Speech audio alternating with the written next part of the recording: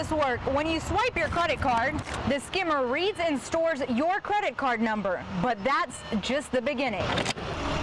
Right now, we're in the middle of the marsh in Paso Lutra where oil, you can just smell it. Just take a look right now at what it's doing to these marshes right here. It's thick consistency that could really destroy these marshes for years, if not decades to come. It's an image you cannot forget.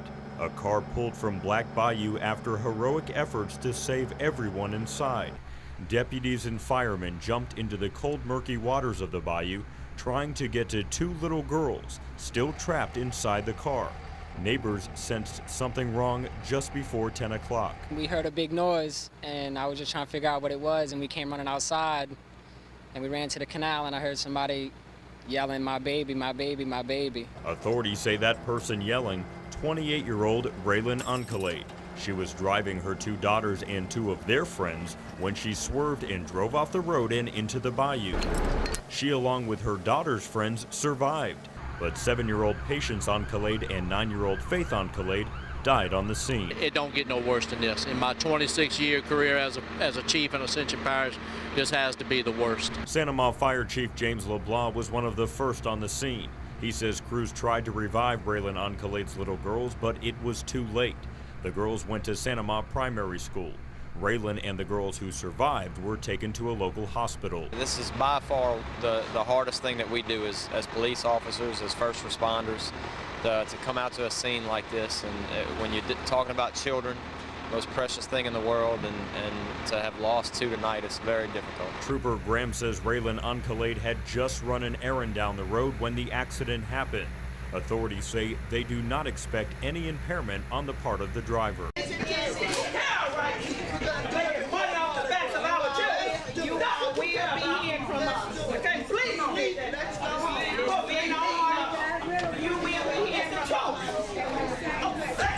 Chairs shoved, tears, and members trying to settle each other.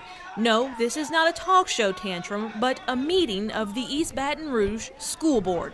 You and Hart, y'all should step down because y'all not for us. Thank you. Every person up here cares about kids in this district. Their behavior, while their mouths say that, their behavior certainly doesn't. Dr. Jackie Mims is a former EBR school board president. She says what's clear from the recent meetings, board members are not on the same page. If the board cannot agree on an interim superintendent, the feeling is, how will they ever select a new leader? I believe the community recognizes that the board is polarized. And I don't see that dynamic changing anytime soon. Recall the board! Recall the board! Even those at the meetings are frustrated with what they see, but one question still remains. What happens after the 24th? Do we have a leader? Board members said recently they were not satisfied with the list of superintendent candidates and they wanted to reopen the search. Who would want to come and be a part of our community? But we needed a superintendent yesterday. Tiana Williams, WAFB 9 News. We first told you about the story last Thursday. On Friday, it seemed more news outlets were picking it up. By Saturday, it was a full-blown media frenzy. Well, it sounds like a story from 50 years ago, but it happened earlier this month. A story seen around the world. A justice of the peace in Louisiana, Keith Bardwell, refused to give the go-ahead to an interracial marriage, saying it would be bad for any children they might eventually have together. Literally say he does not do interracial couples. He's not going to marry us because you're black and I'm white. It's an interracial couple, and I was like, it's 2009. Since the news first broke last week, he's black, she's white. It's been picked up by local TV stations and national networks in the U.S. and overseas. We even found the story on this website from Russia. It is something that the rest of the country is trying to get around in a lot of ways, and yet they see us as not trying to get around it. That's a big problem, according to LSU journalism professor Jay Perkins. It's horrible for the state. It's, like I said, it fuels the perception that we are closed-minded and bigoted down here. That's going to be a killer for industry. Nobody wants to come into a place like this. I don't understand really what's going on. On Saturday, we brought you our exclusive interview with the man at the heart of the controversy, Keith Bardwell. He made no apologies for not marrying the couple, and the frenzy continued. The law says that I cannot deny mixed-race marriages. and that means prevent them from getting married. And I did not prevent them getting married. Bardwell sent the couple to another justice of the peace to be married. As for now, he's still holding his elected position as justice of the peace. But Perkins says the spark of the story will soon run out. We have a short attention span in media, and most stories aren't going to last more than 1 to 2 days. The question is, how long will its impact stick around? I've been trying to get this company to tell me where my furniture is for about a year now. When A.J. Gosa needed a moving company back in May, he did what most folks would, scroll through the yellow pages, and there it was, a double-page spread for the movers. He signed up for what he thought was a good deal, a little more than $900 to load, unload, and store his furniture for 1 month. He says they also set a fee of $375 per month to store his furniture each additional month. A few months later, he was ready for his furniture, but there was a slight problem. They have not been able to locate my furniture. They called me at after about a month or two ago and said they located my furniture out of the blue and said it was $8,000. But wait a minute, they only stored his furniture for 10 months. Gosa says he had to hire an attorney who negotiated with the movers to pay them $4,600 by cashier's check to get his furniture back.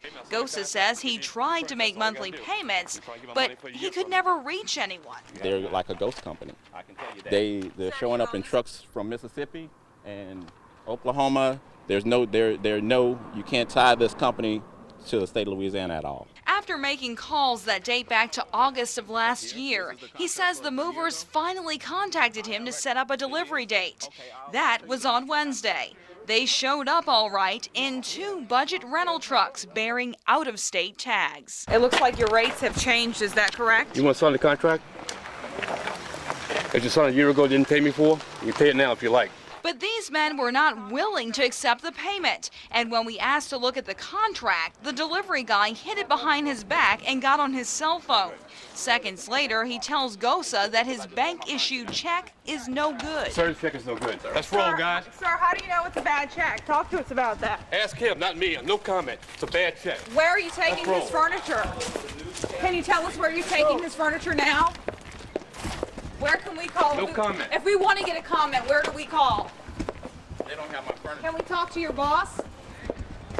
I am the boss, ma'am. What's Okay, wrong? you don't want to comment for your company? I just did. Where are you headed with his furniture? Back to the warehouse. Where is the warehouse? Is it in New Orleans? Roll it up, guys. One of the moving trucks nearly 30 miles, eventually onto Interstate 10 near Gramercy. Movers continued on to New Orleans. Gosa says he came home later last night to this message on his voicemail. Continue to play games. Your stuff's going to be sold at auction on Friday to recoup the loss. A manager with the movers told us by phone from New Orleans today they are willing to return to Baton Rouge with Mr. Gosa's furniture if he first drives to New Orleans and pays them in cash. But because of what happened Wednesday, they're now tacking on another $1,700 to the bill for gas and labor. Nice little air show today. Roger that. Hey, you guys are great. Thanks. We're good to go here. You guys can bring it in. It was fun and scary at the same time. What we're doing is flights for the Victa Complete Cotton Airship. She's 11 years old, student at St. George. The children's hospitals, we're doing flights with their family and the kids from the hospital. It was fun to see like everything above ground. Well, it looks like we've got some pretty happy passengers in there. She was diagnosed in October of 2007 with leukemia. We went over the Mississippi River and over the LSU campus. How was our passengers enjoying the air show today? I like it. Hang tight, we'll get you out. How's everybody doing? Good. Fair from ship. They travel all over the country and take ill children for blimp rides. She's feeling great. Awesome. Awesome. It was terrific. Would you do it again? Yes. You'd come flying again? Yes. Great. Well, make sure you tell all your friends about it then, huh? I will. We really appreciate you coming out. Thank you for inviting us. No problem. We thoroughly enjoyed having you. Sniper 1, Sniper 2. Y'all can see any movement of where he's possibly at. All hell broke loose in Livingston Parish today. Yeah, we already got the window broke out. A man shot somebody and barricaded himself in a house. Step out with your hands up. The Livingston Sheriff's Office assembled their team and planned for the worst. And the Sheriff's Office needed to get him out. Back up toward my voice with your hands still on your head. Luckily, the Sheriff's Office had their big guns and big muscle on standby.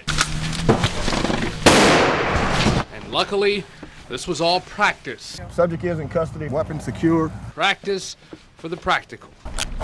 But of course, they hope exercises like this will help out when practice really does become practical.